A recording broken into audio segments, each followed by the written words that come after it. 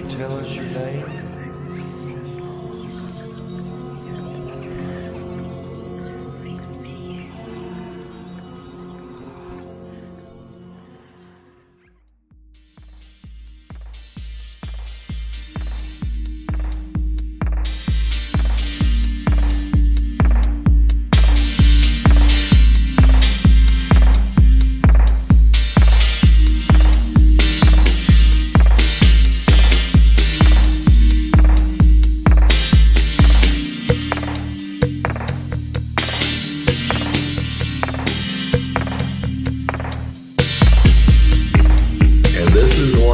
Tell on the tour.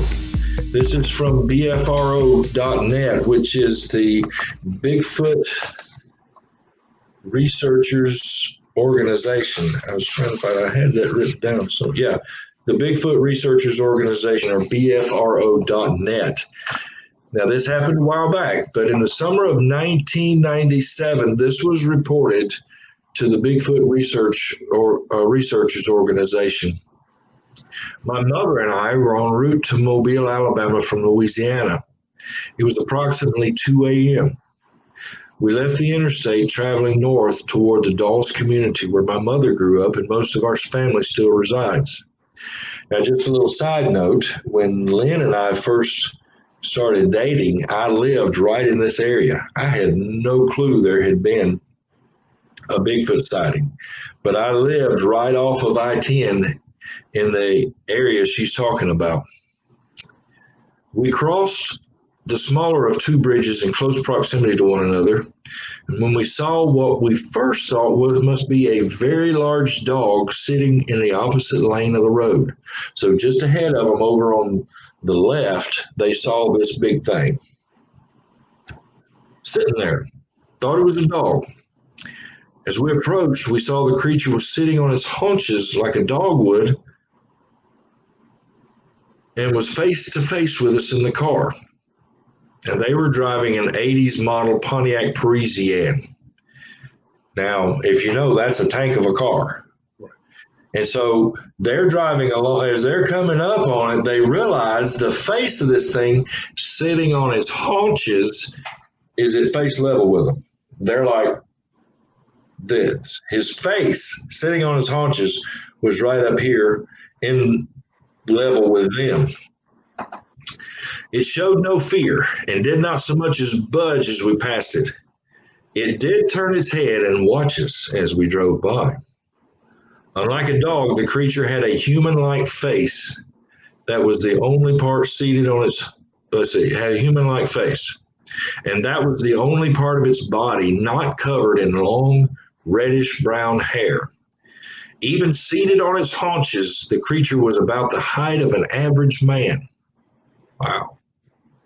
It was more slender in build than the average Bigfoot we have seen portrayed in reports of sightings in the northern part of the U.S.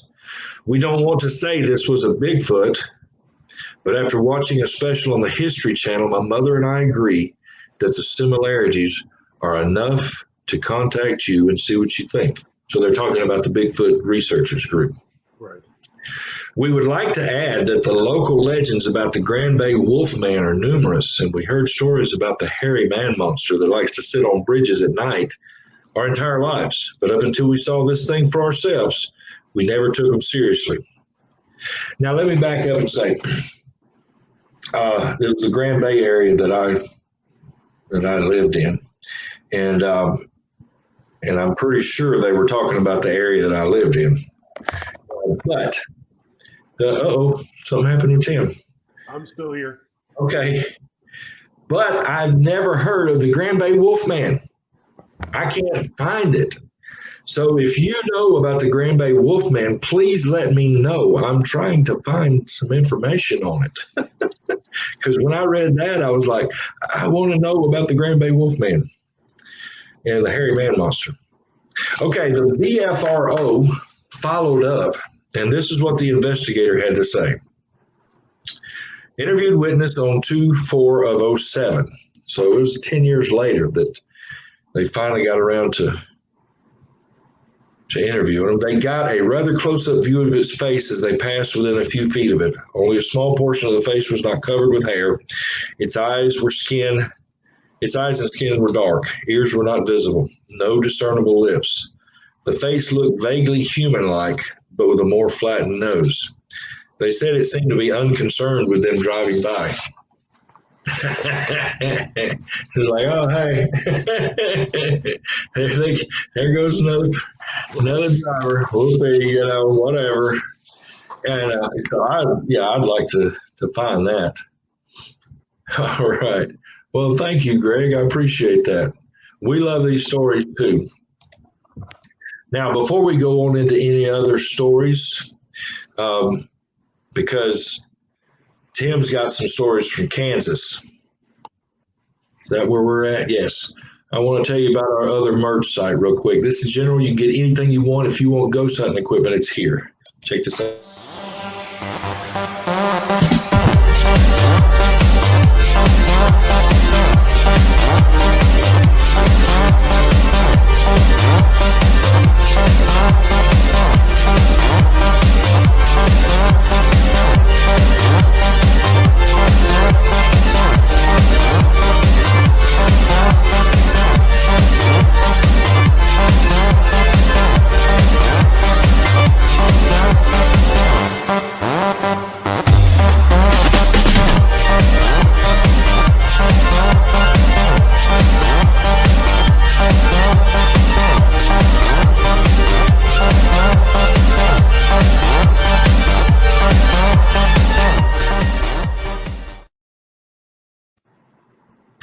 Go check it out, and you can get there through strangestuff.live or through our website, strangejourneys.live.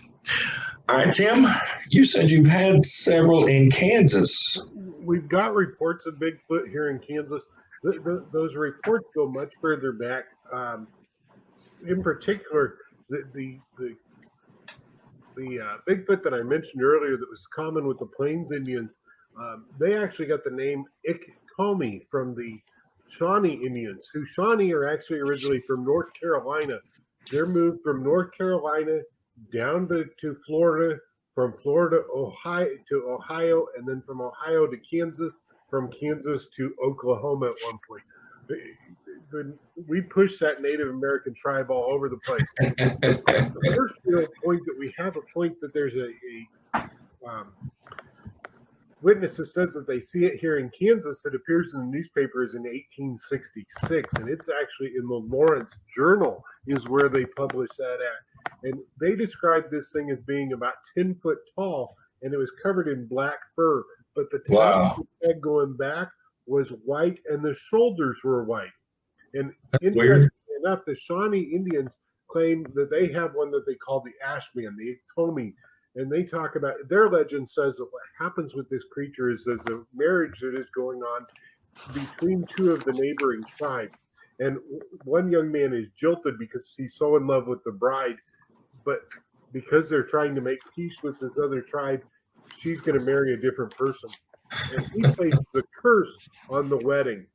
And the Shawnee claim that what happens is right after the wedding, there's a huge reception celebration that is going on inside the village. And as the night is progressing, the fire begins to die down to coals. And in the morning, out steps this hairy man that is black with the ashes from the coals over the top of his shoulders. And wow. Now we get the same stories going on in Florida as well as Ohio and here in Kansas. There are some that recognize that particular one in the Oklahoma area isn't that the one they call it skunk ape? We call it Iktomi. Okay. Iktomi. I was thinking, you said Florida. I was thinking that because some people call this the skunk ape. Right, exactly. And they think that there are some researchers that think that it's the exact same creature. It's just gained a different name over time as it's progressed through the way. Right. What happens, though, is in 1906, we get another report outside the city of Topeka. Now, the problem with that report is that in 1905, in December of 1905, there was a circus train that left the city of Topeka, headed east into Lawrence. It made it about a mile outside the city of Topeka, and crashed outside the city of Topeka. They lost 3 animals in particular. They lost 2 male lions, one of which was an albino, and a 12-foot tall silverback gorilla. Oh, Talk about a huge creature to start with. So the yeah, 6 incident may actually be that silverback gorilla. right. At the same time, in 1906, we have multiple attacks inside the city of Topeka where they're claiming to be attacked by a giant white cat, and we think that probably an albino lion attacking inside the city of Topeka. So it's very possible that with the lion still being in the city of Topeka, it is actually that gorilla that's wandering around. You've got several incidents in the 40s that happened right around the Topeka area. In 1967, there's a gentleman by the name of William, and William is out fishing with his father. He's 6 years old at the time, and they're fishing along the banks of the Kansas River. And he said that across the river from them, which is approximately 1,000 yards or 100 yards across at the point that he took me to, it's a huge gulf that is in between there as the river is flowing. He says that out of the bushes over there stood up this huge black hairy figure. He said that it was probably about 10 or 15 foot tall. I mean, it's a ones, but you have to remember he was 6 years old at the time. Right. He said that it began picking up rocks and sticks and throwing them across the river, and they were landing in the river just feet from where they were fishing at. The father said, "We're done." They cut their lines and ran for it. They actually reported that to the Topeka Police Department, figuring the gorillas from the Topeka Zoo got loose. This is the gorillas at that point were kept on chains. They were not in the Topeka Zoo. It wasn't a great situation. He is out fishing with his grandchildren in 2007, close to that same area, and he said that there's now a sandbank that is formed in there that's got some bushes. But he said a very similar creature, about 10 foot tall, stands up out of from where it's kneeling next to the river and throwing rocks at them. And at this point, rocks are about the size of basketballs. They're probably about 10 or 15. Holy cow. And they're coming about 50 yards across that river and landing right about where they're at. He said they left their fishing poles there and ran as fast as they could. They didn't even bother cutting the lines. They just left them where they were at. Okay, I'm out. Say, I'm out. Bye. y'all got this. The common thing that we hear is that they're throwing sticks or they're throwing rocks at people, trying to drive them away. So it's very possible this is the same creature that the Shawnee, and it's continued to breed wherever it's at, and it stayed there. Most people think of Kansas as being this great big flatland. Let's make it clear we're not. We've got hills out here. Kansas River area that is out there. Most of the time, there's at least 200 or 300 yards worth of woods before you get into the rivers themselves. And so we've got a big creature that is out here that is wandering the Kansas River. That's what it sounds like.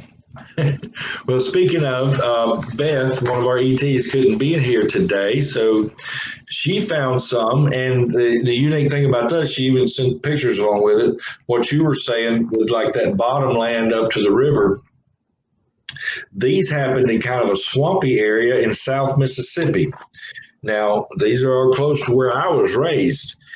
So she found these with the Bigfoot Researchers Organization, which, guys, if you can get there to the bfro.net, whoever's watching, they've got their resource, and you go over there to report database over on the left-hand side, and they've got it divided by state or by date, and you can actually go to your state and to your county to see if there's been any Bigfoot sightings reported.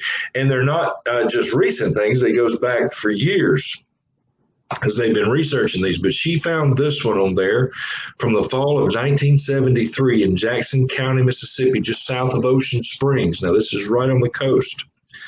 A couple caught a whiff of a rancid smell behind their house. Their dogs were going crazy, but they didn't investigate it. The next night, they saw on the local news that a woman in Pass Christian saw a creature peeking over her fence with an accompanying reek. Beth says, I doubt this was the same creature because these are about 30 miles apart. So I doubt the creature went that far in 24 hours unless it sprinted. You never know.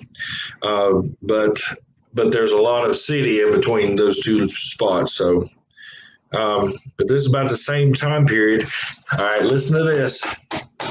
Listen to this. This is the same time period and in the same county as the Pascagoula abduction event of October 1973. Now, could these go hand in hand? We've got Bigfoot sightings at the same time period.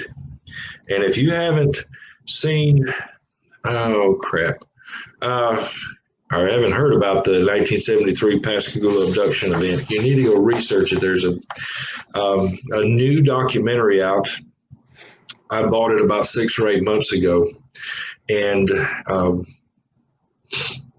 man Jackson that was involved in it has finally spoke out. One of the men is dead, and the other one is speaking out now, telling his side of the story and things that have happened since. Which that event happened on the Pascagoula River, right in Pascagoula, in 1973, and that's what everybody's focused on. But they've had abductions since then. It was a lifelong thing for both men. So you need to go check that out. But it's on Prime now, the documentary about the Pascagoula. And it's, oh God, I was just looking at it. I saw it this morning. I can't remember the name of it right now. Something paranormal. But anyway, I think she's onto something here because this has happened before with other Bigfoot sightings. There'll be a UFO sighting somewhere close by. And we're going to talk about that in a minute. The other one, well, let me show you this first. This is where she says they happened. In that area. And this is why I mentioned it ties into what you just said. Look how close to the water everything is. And this is all swamp area. It's kind of built up now, but at the time, back in the 70s, this was all undeveloped. Right. And it was all swampy area. And whether they like it or not, it's still that way. I mean, the swamp just does not go away. No. But you see, these are both in real marshy areas. And you'll see that with the other two that she found. She says the other sighting took place in George County, Mississippi. This is where I was raised, near the Buzzard Roost community in 1997. Now, I still have cousins that live in Buzzard Roost. That's an actual name of a little community. No, it's probably not on your map. You probably won't be able to find it in Google Maps. But it's a little crossroads, and my uncle back in the 60s and 70s owned a little corner grocery store right in downtown Buzzard Roost. The report says the Leaf River Wildlife Management Area, but she and I were talking about this. I think the person who was writing up this report got it confused and meant the Pascagoula River Wildlife Management Area in which it is located. See, Buzzard Roost and Highway 26 are in George County. Two men who were brothers were driving home one night and saw what appeared to be a Bigfoot standing under a tree. They state that they did not smell anything, but then they were in a moving vehicle.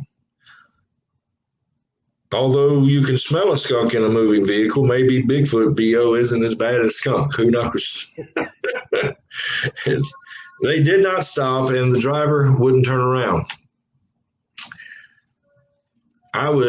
She and I are on the same page. I would have just at least slowed down and say, is this really what I think it is?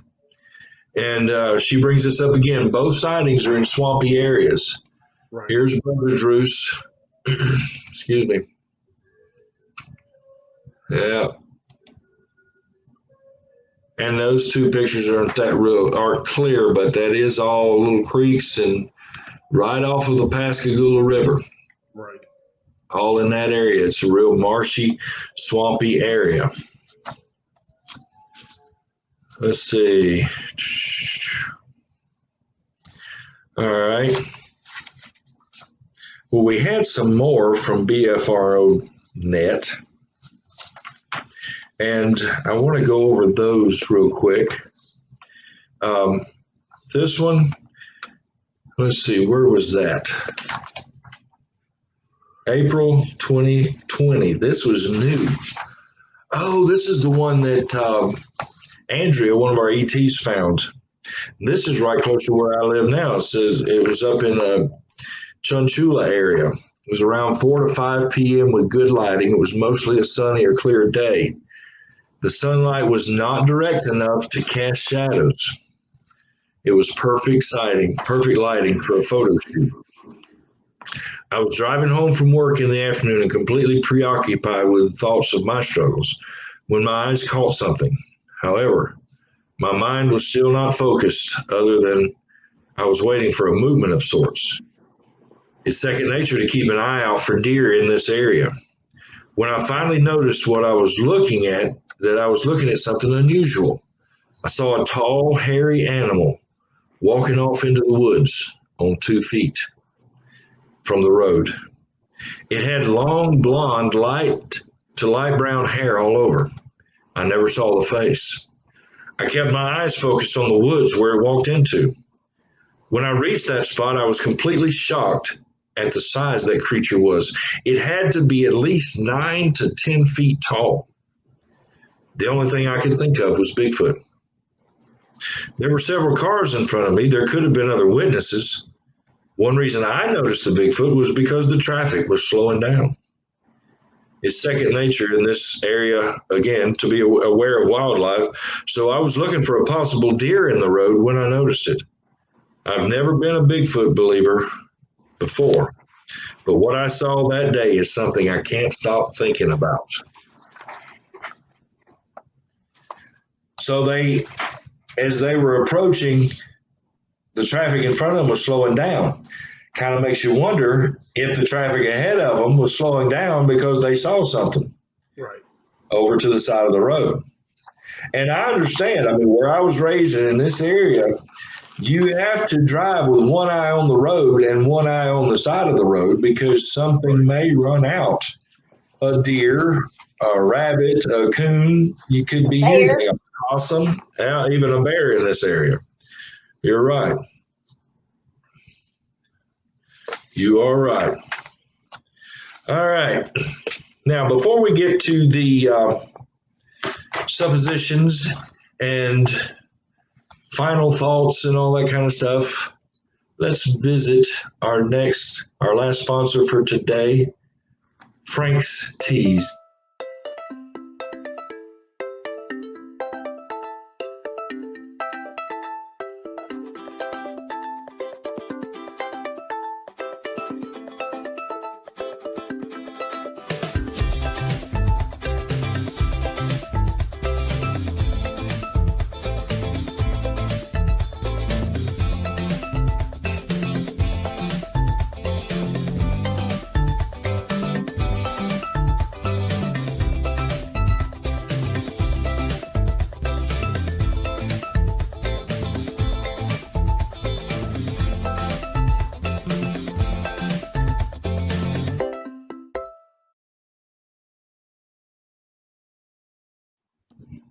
All right, I will admit it. That's my site. I mean, the merch site is mine. I do all the designs. We're hoping to get Dagny to start designing some, but those are all designs that I come up with. But my Frank's Tees is just general stuff, that I've designed. And we hope you check those out. Maybe you'll like some of them. So, all right, suppositions, questions, comments. And Tim is taking a call. So, all right, we're back. It's live, folks. Live from our living rooms. You never know what's going to happen live. My wife is calling from the bedroom. Oh, bring me my pillow. Well, The 21st century, when people text just to get in touch with somebody from one end of the house to the other. All right, let me see. What do we think? I mean, all these are in different parts of the countries. They're not the big name sightings. Are all these related? Do you think it's the same? Because we have some kind of variations at times. You know, I think that it's the same species, maybe a different right? different Well, adaptation. think about it. Rays has different shapes and sizes, and cats are all different. Oh, we're losing you, Lynn. Why couldn't there be more than one brand, I guess you could say? Right. Yeah. Well, true. I mean, some are red haired, some are, well, like this last one I just read, blonde to light brown hair. Right. You know, could it be different races of Sasquatch? Right. You know, People, I might look like I'm a blonde, but I'm really not. And you have different people have different color hair. We all have different color skin. We have different shapes and what have you. Yeah. So it's not a far stretch. No, it's not. I mean, like the Yeti is supposedly white. Of course, I mean, that's just like an animal blending into its surroundings, you know. Right. The polar bear is white, you know. Well, let me ask this. Do we believe they're even real? I mean, is this something that's actually a real animal? Or is it something more? Or is it being made up? I mean, is this all a big ruse? I think the further along cryptozoology goes, I think we're going to find out this is probably a very real creature that is out there. It's found its way to avoid people as much as possible, and it's still adapting to the environment it's in. What's that meme that made it around, the hide and seek champion? Right. Exactly. Hide and seek world champion, still reigning. Social distancing champion. Yeah, social distancing champion. Are they paranormal? I mean, is it? No. Well, I've heard this before. There's three possibilities, and I think it was Linda Godfrey brought this out. One, they're actual real cryptids, real undiscovered animals. Or two, there's something spiritual, supernatural, that just appears like a ghost and disappears. Or three, they're from another dimension and coming here through portals. She may not have said that. So I don't want to give her credit. I kind of picked that up and listening to her one day. I would think more along the lines of this is a real critter that is, it's like a hybrid of whatever. Right. Well, I think that's where most people lean toward, that it is a cryptid, has not officially been discovered. Which reminds me, let's look at this one more time.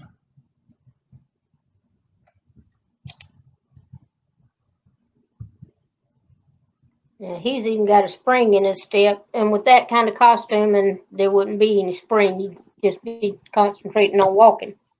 Mm-hmm. Well, see, that's what I'm saying. Is this a true cryptid?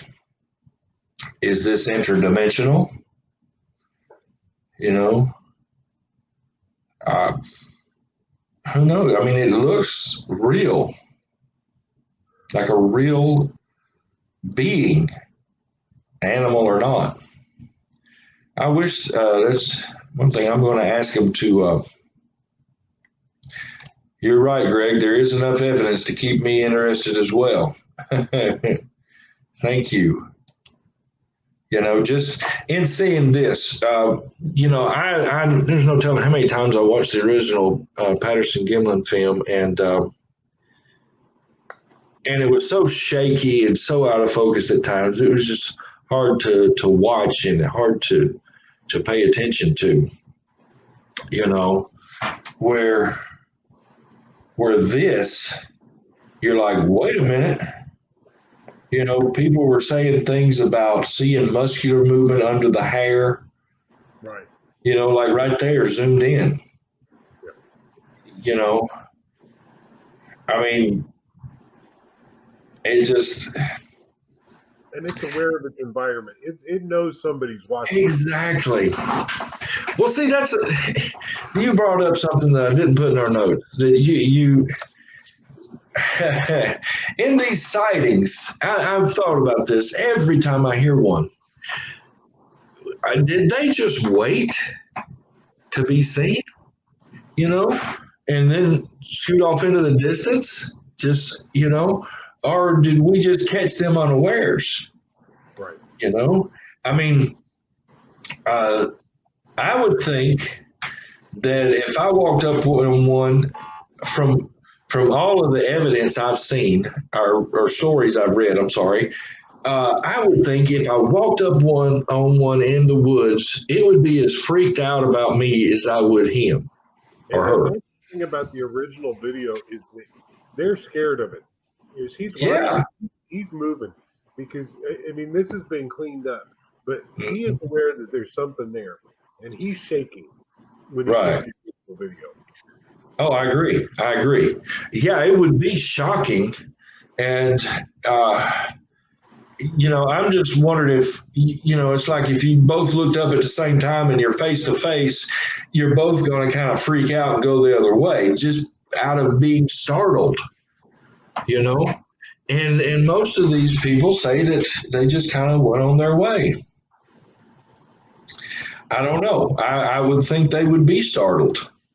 So just by the mere fact, I think they would be more used to us being around because they're sitting back watching and knowing, and they know what we're capable of, and they know when to be afraid. Yeah, They know when there's not to that. be.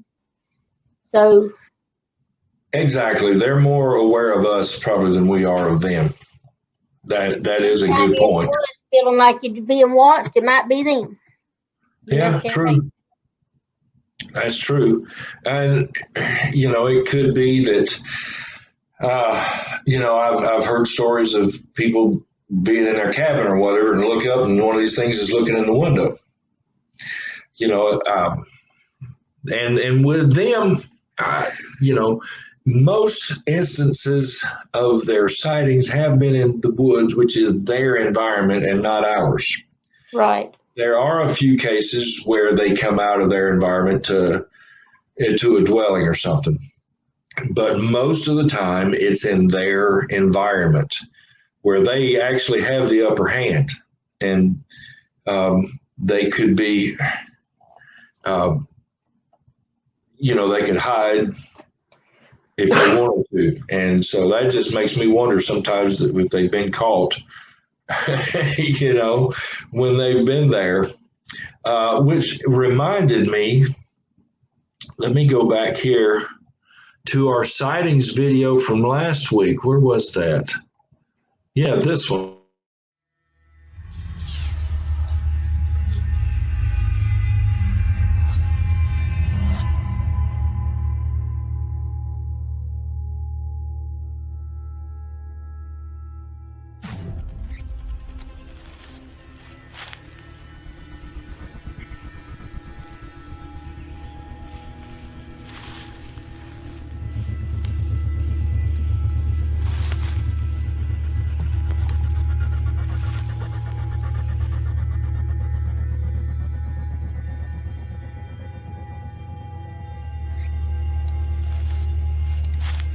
All right, coming up here where it's more of a further out view,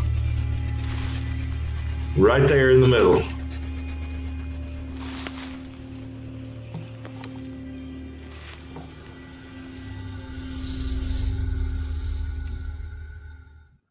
Yeah. It's almost like whoever had the camera couldn't find where the noise was coming from because Could he be, kept yeah. swinging back and forth, and he just happened to catch it, but he couldn't tell where the movement was. And it may have been one of those things where he didn't even know he had caught it until after reviewing his footage. So, guys, we've covered some lesser known sightings, and some of them have been pretty cool. I hope you viewers have enjoyed it. If you have a Bigfoot sighting, Sasquatch, Yowie, skunk ape, Alabama white thing, please let us know about it. Tell us about your sighting, and we'll share it on here. If you want to come on the show and be live with the ETs and share your story, we would love that. That's eventually we want to get to the point where we've got just some normal everyday folks sharing their stories. So we would love to have you on with us. Now, we're going to close out today. Lynn, any final thoughts? I was just thinking, if anybody knows of anything weird or strange that they want to see us do a show about, send in your request and we'll look at it and put it on at a future date. Yes. On anything. I mean, granted, this show has been about the lesser known sightings of Bigfoot, but anything strange, unusual, abnormal, out there, and you would like us to cover. Fairies? Yes. Okay. I mean, that's actually a good topic because we mentioned it a couple of weeks ago. In our Did You Hear That? Ghost hunting series with Sir Arthur Conan Doyle got basically blackballed in society because he wrote a paper on fairies and he believed they were real. So, yeah, that's a good topic. Tim, final thoughts today on our Bigfoot sightings? I think this has been pretty good. In fact, I'm sitting here looking at the Bigfoot webpage because I didn't go look at it. And I'm like, wow, that sighting's like 10 miles from where I am. Oh, wow.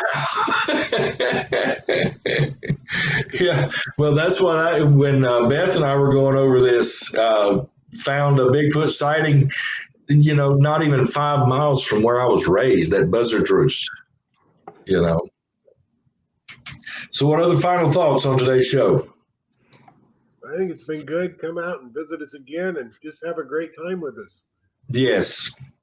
All right, well, my final thoughts. He wants to do one on, Greg said he wants to see one on black-eyed children. That's coming. It's on the list, sir. And Donnie and I, one of our ETs, is actually working on writing a song about the black-eyed kids. So yeah. Yes, sir. Like I said, we're even working on a song. So hopefully within the, I think we're 3 or 4 shows out for the black-eyed children. And then we'll be going in depth on that. And like I said, hopefully have a song of the creepy variety. But just so you know, some of you may not know us. I've been writing songs for over 30 years. Donnie's been writing songs for over 30 years. So I only say that to say that this is not just going to be a crappy little song. We've both been doing this a long, long time. And so I hope you're expecting something good because we are. All right, that's all I'm going to say about that. All right, and then Donnie's even better than I am. Some of his songs are just phenomenal.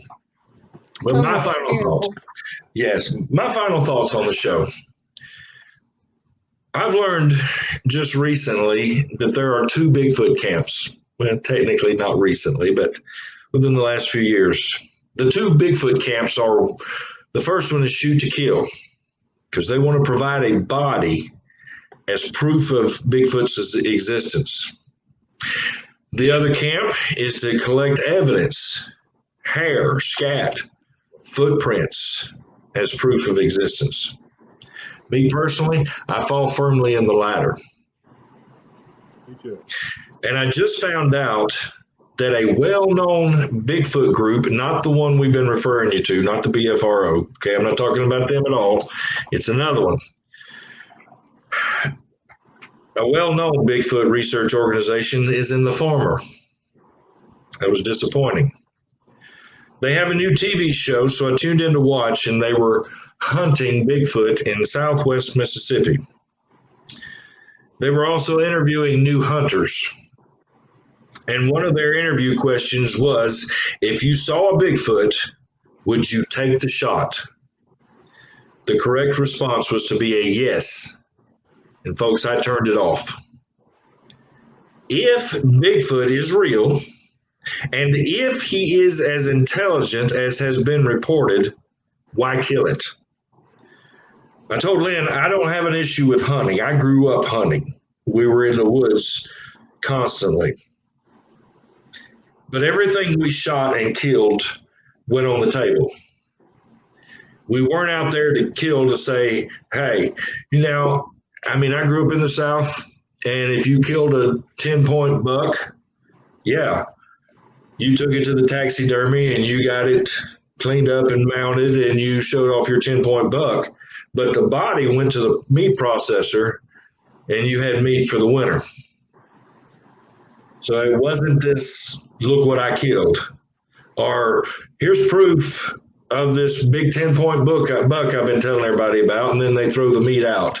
That's not the way I was raised. If you kill it, you eat it. I'm talking about animals here. I'm not talking about Jeffrey Dahmer, okay? But killing to provide proof of Bigfoot is way beyond that. And I've saved this quote till the end. Bob Gimlin of the Patterson-Gimlin film stated in the film Paranormal Bigfoot, and this was the movie I couldn't remember a while ago, and I had it in my notes all the time. This movie, Paranormal Bigfoot, he said, these are intelligent creatures. We leave them food and come back later to find thank you gifts left in the same spot we left the food. That film was made last year, 2019. If they do exist, if they are real, and they're not attacking or harming anyone, why can't we just let them be? Well, guys, thank you so much for hanging with us. We've had a few watchers the whole time, and those of you that have come back later and watched this pre-recorded from the live, we thank you. We appreciate y'all being here, and it's time to say goodbye.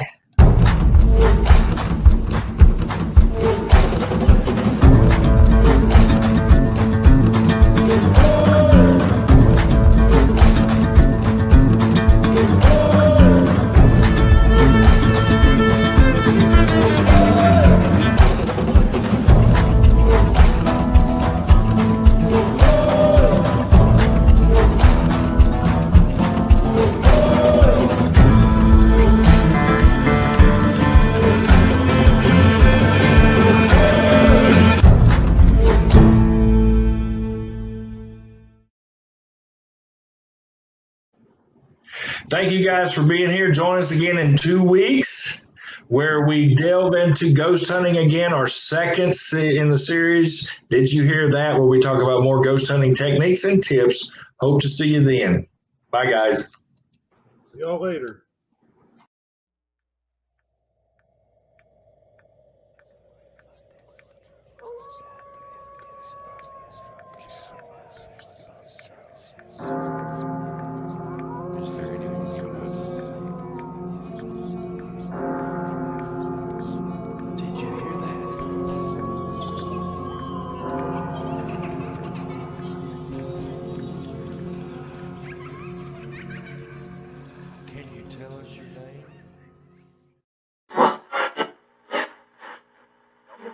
To it.